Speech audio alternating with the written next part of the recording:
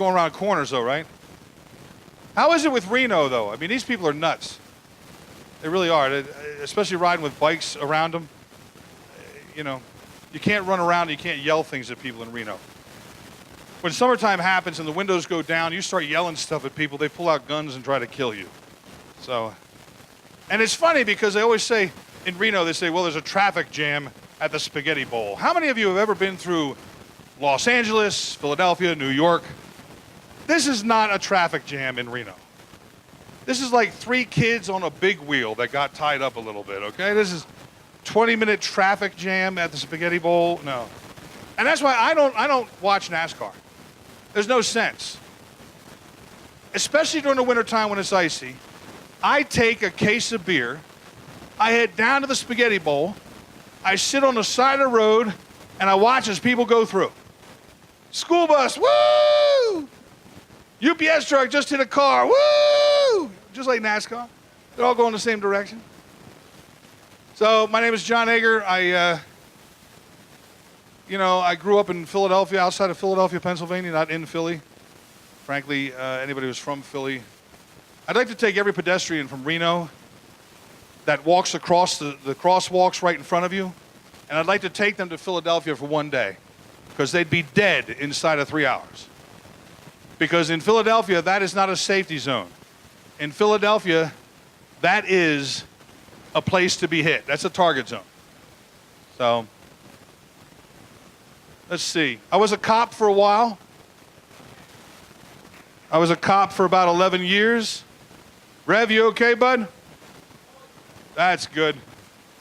So I was a cop for about 11 years, and I wasn't a great cop. I was a good cop. I never lost a foot race. I used the car. Rough on stairs, but screw them. It wasn't mine. I don't care. As a cop, I don't know about you, but Reno cops are, I used to be a Reno cop a long time ago. I don't really like a lot of them anymore. All the cops are too young. They really are. And they got this big ego. They just want to pull you over. I had one the other day, and they're so young. I had one pull me over the other day, gave me a ticket, crawled back up into his booster seat and drove off. And that pissed me off. He had a gun, and I was wondering about that. He said, well, it's okay. My mom's on a drive-along. So, and any of you ever see those speed limit blinking signs that as you're driving down the road, it blinks your speed? And if you're too high, it really blinks it fast? Do you ever slow down for those things? Yeah, I do. Why? Do I think a midget cop in a 3-wheeler is going to come out and try and stop me? You know what I mean? Hide behind that thing? That's stupid. But, yeah, but cops are voyeurs. I got to tell you a story. There was I don't know who did this, but outside of Philadelphia, Pennsylvania, they put one of those, it was like a Jiffy Lube, but it's called a lube through. And they put this thing right next to an adult bookstore. No, a lube through an adult, is this wrong? Something's not working here, right? Yeah, it fits, right? So we get a call, me and my partner, we get a call of, some sort of activity in the back of a van at the adult bookstore. So we're voyeurs. We're like, all right, we're going to see something tonight. Yeah, we get down there. And my partner is very homophobic. He was extremely homophobic, and I didn't give a crap about anything. So we get down there, and we quick look in the back window of the van, and there's a hiney, bear hiney, moving up and down. So it's like, yeah, we're going to see something tonight, right? It's been a boring night. We go and we throw open the door, and it's a guy with a guy. Now, I'm laughing and giggling, but my partner starts going, oh, geez, oh, no. And I start giggling harder at him. So we separated them both with a crowbar, but we got rid of, so we separated because you have to make sure that nobody's getting raped. Everybody's fine. So I'm talking to the one guy who's a little bit more effeminate. The other guy's with my partner, and he gets rid of him, and he takes off. But the effeminate guy owns the van. And he realizes now that my partner is very homophobic. So he pretends that he can't start the van, and then he walks up to my partner and says, excuse me, can you give me a jump? I had to hold the guy's hand away from his gun, so I was going to shoot somebody. But we were talking about death earlier. Not many people can laugh at death, but as I said, we had my parents cremated. They fought it like hell, but we got it done. And Well, my mom, before that, she had a brain tumor, and she had $6,000 worth of insurance. And she says, she gets all the kids together, all three of us, and she says, how are we going to split this up among you kids? I said, $6,000, Mom. It's not going to pay for much. And she says, what do you mean? I said, well, pine box, $1,800. Cremation, $900. Knowing that the bitch will never talk to me again. Priceless. She didn't like it. So we got him cremated. Now, when we had my father cremated, my mother drove us up and down the coast of California. And we finally ended up near Cedar Crest or Cedar Valley up there, nice little town. She says, this is where he wants to be dumped. Okay. So we have the two little grandchildren alone, a 5-year-old and a 3-year-old. And she goes over with this bag of ashes. Now, have you ever picked up a bag of ashes? They're very heavy. I knew my mom was dense. I knew my dad was dense, but not that dense, you know. So she goes over with my dad's ashes. And she says, do you want to grab some of Pop Pop? They freak. They run right to the car screaming. They think they're going to scatter him like seed. You know what I mean? A bunch of Pop Pops will pop up, right? So we're finally spreading all the ashes. My brother's sick of it. He's tired. He decides, we're all sweaty and stuff. He decides he's going to throw the last bit of ashes by grabbing hold of the end of the bag. And he just goes like this and he just flings it. And you know, right along the coast, the wind comes up towards you from the ocean. So right away, my brother is like wearing and ingesting my father. And at that point in time, my mother said, I don't think this is the right place to scatter your father. And my brother looked at her with all confidence and said, well, unless you've got a fucking dustbuster, he's staying right here. So anyway, we have a little competition tonight. My name's John Ager. And our competition tonight is a little bit light. We only have a couple comics up here coming. The first gentleman has won here before, and he's done a fine job. He's in our semifinals already. So we're going to bring him up right now. Ladies and gentlemen, please welcome Reverend Kelly.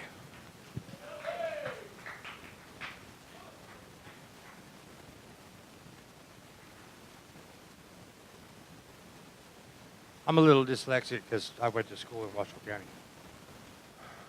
All right, no, I just can't read and write. I'm not really dyslexic. They just never taught me. I really am a reverend. I'm about really a reverend as you really are sitting here. My dad is a carpenter, and I can walk on water, and I can even heal the sick and injured. But that does not make me Jesus. I'd prove it to you, but I don't have any water to walk across, and I do have a Band-Aid, though. Does that help? It's for somebody's feelings, because somebody's feelings are going to get hurt. I have a feeling it's you, ma'am. Your feelings. Which I'm pretty sure the kids are hip to the fact that your name isn't that bitch. You know that bitch. That bitch that stole your credit card, that bitch that stole your car, that bitch with the restraining order. You know that bitch? Not that bitch, that bitch. What, you dated her too? Oh no, don't everybody fucking applaud. Fuck you. I'm known as being very sensitive. My sensitivity is legendary from all my friends, or maybe my lack of sensitivity. I question authority. I question reality. Fuck, have you seen The Matrix? They're right behind you. No, I'm fucking with you. I am a product of a redneck affair that didn't include incest. No shit. Imagine that. Imagine what I'd look like then. Because I'm big and fucking scary looking, and I know that I'm scary looking. I know this because when I walk down the grocery aisle, I have women grab their children and hover them across the grocery aisle and look at me like, oh, you're gonna eat them. No, I already ate. It's all right. I don't even like kids, man. They scare the fuck out of me. So do old people. They're old and little people. Kids are just like they're almost like humans, only small. But anybody that shits on themselves that much and expects me to clean it up, I got a problem with. I'm sorry. You know, and if you think that's bad, you know, I've got 3 generations of kids. I got a 30-year-old, a 20-year-old, and a 6-year-old. And the 6-year-old, man, she's got life dick down, man. She knows exactly what's important. A good nap, her dog, according to her, fingernail polish for the dog. And she does it in front of me, and I'm such a quality father, I didn't notice until she said, look, Papa. And the dog didn't complain, not once.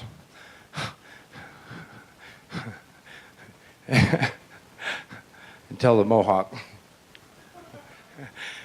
And she looked at me like, why'd you let him do this to me? Because it was funny, man. You know, I am a friend of Bill W.'s. I'm not a very good friend, but I am a friend of Bill W.'s. We've met. And I'm completely out of bullshit.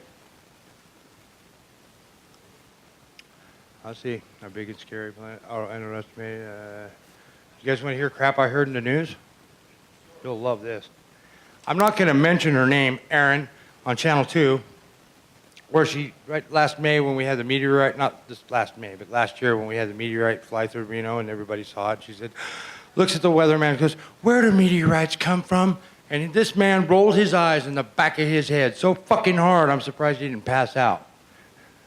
That one and Chris Kitchen, God, I love that little blonde. You know, Channel 8, gotta love Channel 8, the triplets. And Chris said, if you're going to drive drunk on New Year's Eve, make sure to drive home drunk. Make sure to drive home safe. And I went, that's quality and good advice, good advice. I mean, because some of us forget that shit, you know? Like, oh, like I'm the only one that's ever had a DUI when I wasn't driving.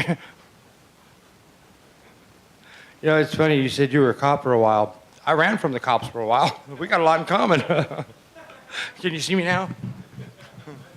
Yeah, I know you're that radio edit. You know, my mom doesn't think I'm funny, and I'm like, well, that's all right. I taught my old lady Zumba and how to speak Spanish the other day. It was really easy. I just wrapped her hair around my wrist and leaned down softly in her ear and said, honey, your sister's a much better fuck. And she looked at me and said, I don't have a sister. I said, well, she looked a lot like you. Are you sure you don't have a sister? I've never drinking in my entire life. That's my story. I'm sticking to it. Don't worry, I am now a trained professional. With that, I'll leave you.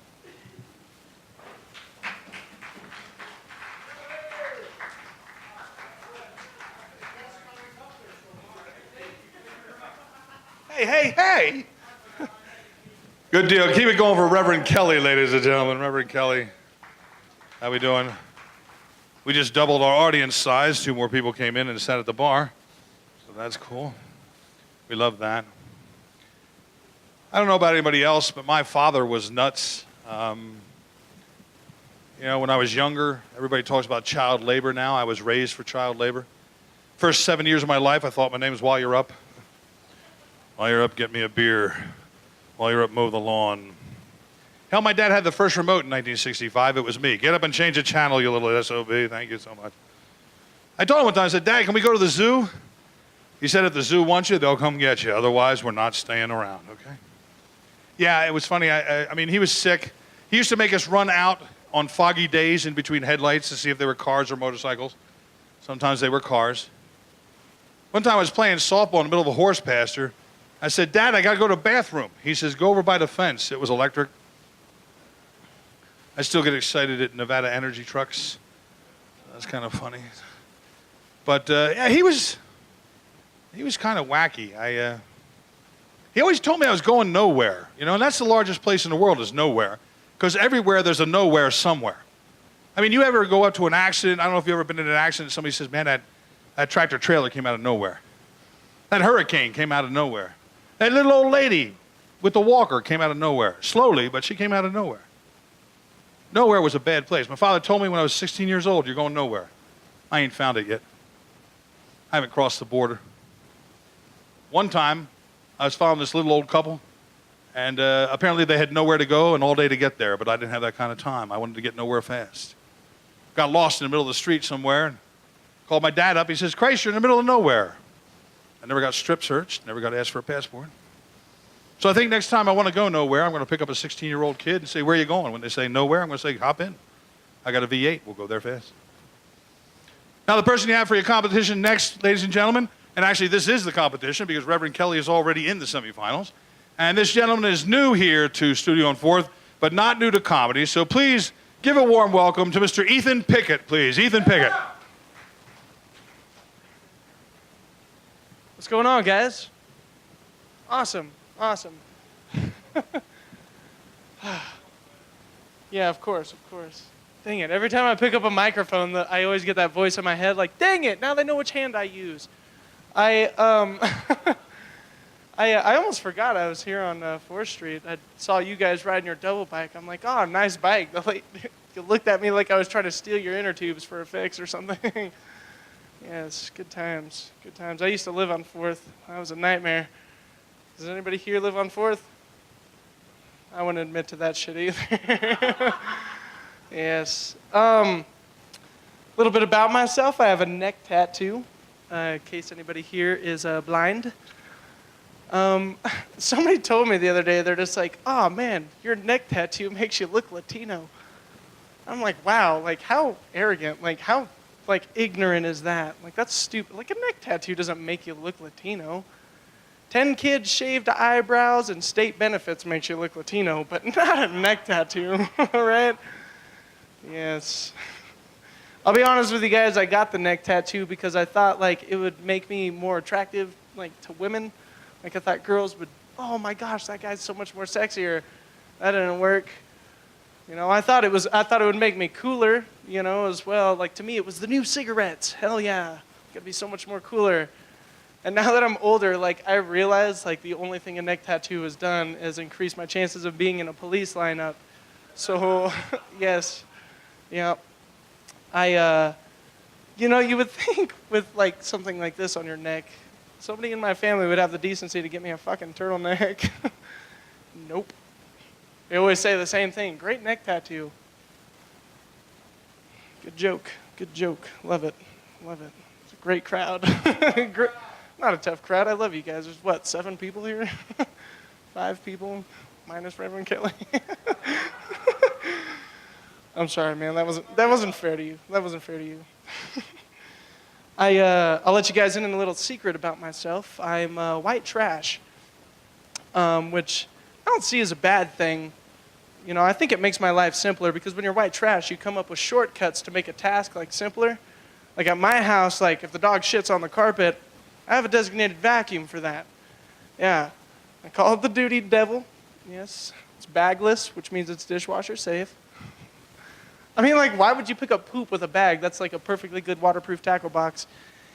Anyways, good white trash jokes. New ones, people, new ones. I think you know you're white trash when the sayings on the Taco Bell packets inspire you. Yeah. You never know unless you try. Dang. You're so right, mild sauce. Maybe I should try masturbating with you. Yes. That's a new one. I like it. I agree. It kind of needs work, though, right? Good times. I'm about to be a father, first-time dad. Thank you.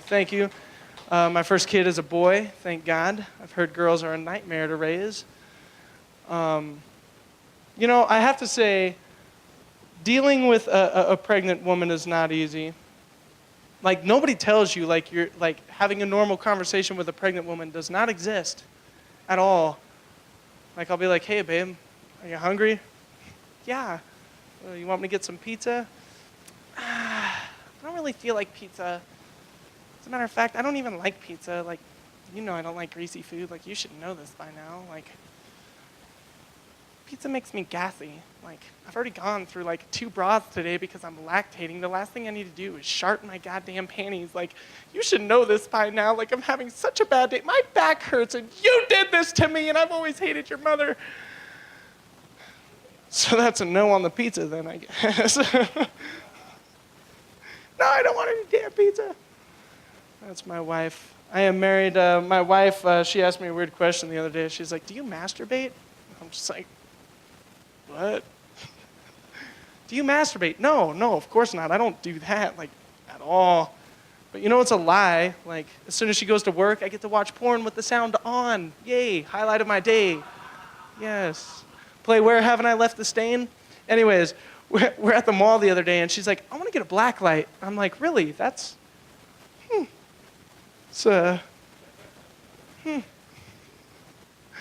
But But she's a woman, you know, and like we get this black light, and like she's like so excited. She's like, oh my God, like we got all these black light posters. It's gonna be so great. And as soon as she turns it on, her face went from like happy to like, you son of a bitch. Like 2 emotions, 2 seconds. And like I just like held my head in shame, like, oh God. Like it was so much more worse than I thought it was gonna be. Like it looked like I had housed a flock of seagulls in there, and all of them had diarrhea. You know what I mean? Yeah. Pictures of her friends are just fucking caked. Yeah. I felt bad because like she actually sleeps on that pillowcase. So, yes, good times, good times. I went to my child's sonogram, and it was the first time getting to see my unborn kid, and it was also the first time watching another man shove a rod in my girlfriend's cooter, which was an experience. Like, I mean, the guy, he was really professional about it, you know, but like I just didn't know like that's how it was. You guys know what a sonogram is, right? No? Nobody? Bullshit. One of you fuckers has kids, all right? Don't blue ball me like this, all right? We're supposed to be friends here. Okay, anyways, if you don't know what a sonogram is, they take this long, like, drumstick-looking thing and then just like right to the fish wrinkle, you know? And, like, it wasn't expected. Why that thing is white, I have no idea. Things that big are usually black. And, like, so, so he just, like, right there, and, like, I'm just, like, bitching it up in the corner. And my wife, like, to make it worse, like, her face the whole time is just like, oh. And I'm just like, what the hell is going on right now, man? Why is this happening? And the doctor, you know, he's just, like, all casual about it, just like, oh, yeah, slide this up to the cervix, you know, like, points to a screen, like, oh, yeah, there's your 18-year mistake. And, like, I was just, I'm like, oh, my God. I was seriously about to puke. And, like, so the doc, he takes a picture of my kid, and he pulls Wesley Snipes out of my woman, and he looks at me and he's like, your kid is about 1 inch right now. It's like a little chicken nugget. Great. Now I'm already about to puke, and he's comparing my unborn child to my midnight snack, and it's like, which is completely ruined for me now, by the way. Like every time I look at a chicken nugget, I'm just like, I should have pulled out.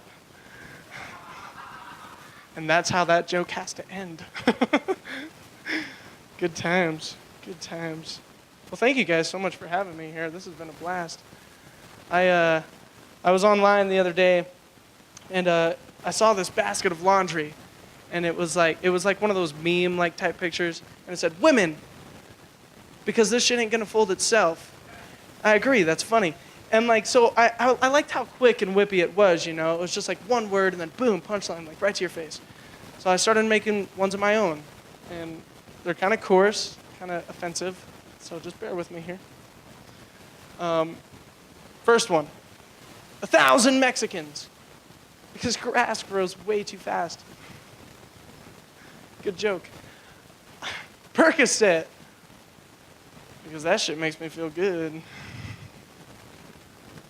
All right, you guys ready for the most horrible one I have? Drowning. Because you don't talk back to Scott Peterson. Yeah, I know, that's pretty horrible. I'm probably going to hell for that joke. Yes, good times. I got a puppy recently, which is, that's a nightmare, to be honest. Got a puppy, and like, according to my wife, like, this thing is like so cute. Like, she's like, oh my God, it's so cute. But I think like the dog is an asshole, because like it doesn't care about anybody but itself, you know? Like every night when I go to bed, like this thing like will come and stand over my face. As soon as my head hits the pillow, just front legs here, back legs here, dick. And it's just like, dude, get the hell off me. Like, I don't know what makes it think inhaling doggy dick fumes is gonna put me to sleep, but never has before. I try not to show like aggression towards the dog, especially when my wife's around, because she like turns into like this instant member of PETA. Yeah, but the other night, like I snapped, dog came up, wiener to the eye, and so I gave it the elbow, you know, kind of hit it off the bed. Immediately, last like, what is that? What is that? What are you doing? I'm just like, man, he's putting his wiener in my face. I just want to go to sleep, you know, I'm tired, got work at 5 a.m. She's just like, he's never gonna learn like that, he's just a puppy. Great. Now we're in a fight because of this dog that's now staring at me as it shits on my carpet, right? Yeah, that I'm gonna have to vacuum up later. Just one day, I just want to like snap one of the legs, you know, not a clean break, just like a little hairline fracture, give it that limp. Yeah. throw it out on the porch, watch it shiver in the cold. Not the dog, my wife. That'd be a terrible thing to do to a puppy. Tell you what, my wife wasn't on the dog side that time. 10 minutes on the porch in the freezing rain. Let me inside, it's cold. Yeah, just like last night's supper. I know, I'm sorry. Oh, I'm sorry. Are you telling me you're learning from this? You're learning from this. Then who are you to say this won't work on the damn dog? Point proven. I win. Cha-ching. Yes. Good times. I'm trying to learn how to be married because it's still new for me. Because I'm so young. I'm only 23.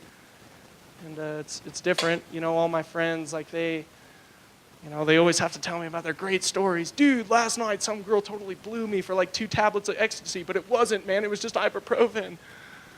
Great, man. I fucking made pancreas and watched 2 seasons of Weeds. Like, great. I hate my life. I don't hate my life. That was too much. I don't know why I said that. Yeah, trying to learn how to be married. My uncle, he told me, he's like, a happy wife equals a happy life. Which I don't think is true, because even when my wife is happy, like, it is still a damn nightmare. Oh my God, babe, look at all these new baby clothes. Quick, stop playing the game and come sit on the couch and let's examine every little thread together. No, but I don't want to. I'm about to relive. Do it now. Dang it. I'm never going to get to level 20. Good joke. New one. I agree, it does need work. I can't even say it's a good joke. All right, I guess I should leave you guys with one more. Maybe I shouldn't. Should I? One more? But what if I don't have one more? Hey, man, that's what this is about. At least you're not staring at like 25,000 people and all of them are just like, what the fuck? I paid for this. What? You're not? Are you mad at me right now? Why is this happening?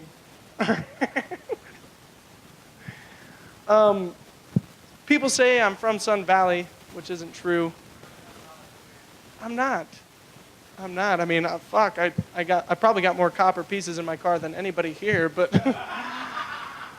anyways, guys, I had fun, and thank you so much for having me. My name is Ethan Pickett. Let's give it up for your host right now. Yes, making his way to the stage. Thank you, guys.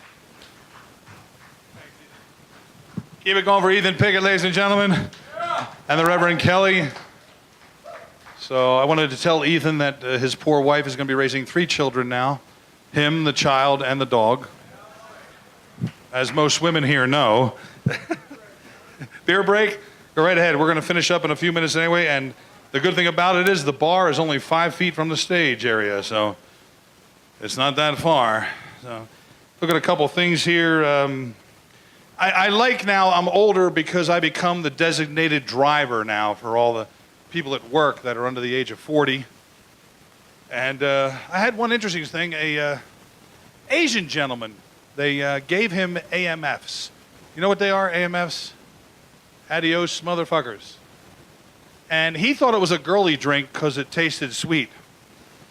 So after 9 of them, he's now walking around and he won't take his jacket off, even though it's 110 degrees in the casino, because he's lost it 3 times already. And he always gives you this number, dude, it's hot in here, but I don't want to lose my jacket again. I'll hold it for you. You might sell it. You're an asshole. Wear the jacket. The trouble is, later on that evening, he's walking down the street toward his house with nothing on but the jacket. That was the worst part. Trying to usher him somewhere with the cops coming around is not a good thing. Didn't like that at all. One thing I did want to talk about was the draft. How many people here agree with getting the draft back? Clap your hands if you do. Yeah. No. No. First of all, I like the idea of gays in the military. I was in the military. I spent 4 years in the Air Force in the foxhole. And there were gays in the military in the Civil War, ladies and gentlemen. So if you think they shouldn't have gays in the military, you're probably a moron, because they're there. And I wanted a gay in the military in my foxhole with me. I wanted somebody guarding my ass that might have a vested interest in it. I had a gay friend who was missing for a while. We put his picture on Vaseline jars throughout the United States. Oh, relax. It was the back of his head. I'll give you a minute. If you got that joke, it's dirty. But drafts should not be for 18-year-olds or 19-year-olds. I want a draft of 55-year-old fat, balding men who are pissed off at the world, like me. You give me a case of beer and a Polaris missile, something's gonna die. I'll even take the girlfriend. Come on, honey, we're going to the beach. It's in Afghanistan, there's no water, but we're going to the beach. Oh, hell yeah, you get 45 people like me, we're not following anybody. Just tell us the objective, we'll go get it. We're mad. Give me a machine gun, I'm killing something, no matter what happens. That's true. I'll tell you another one. My sister's gay. She's been married to her wife now for 11 years, which I think means my sister's wife is gay too. I'm not sure. I think so. But anyway, you want to take over Afghanistan? You tell all of my sister's lesbian friends that they're pissed off at women and puppies. They'll go over there and kick the shit out of all of them. I'm not kidding you. These are some lovely, wonderful women, but they're tough. I went to bed with one of them. I whipped mine out. She whipped hers out. Hers was bigger. Scared the shit out of me. So ladies and gentlemen, that's our competition and our open mic for tonight. Please give a hand for all the comics, for Ethan Pickett and Reverend Kelly. Please give it up for him. We're going to present the money now. Now, Reverend Kelly's already in the semifinals. So the next semifinal person is, ladies and gentlemen, our winner for this evening, Ethan Pickett, ladies and gentlemen. Give it up for him, please.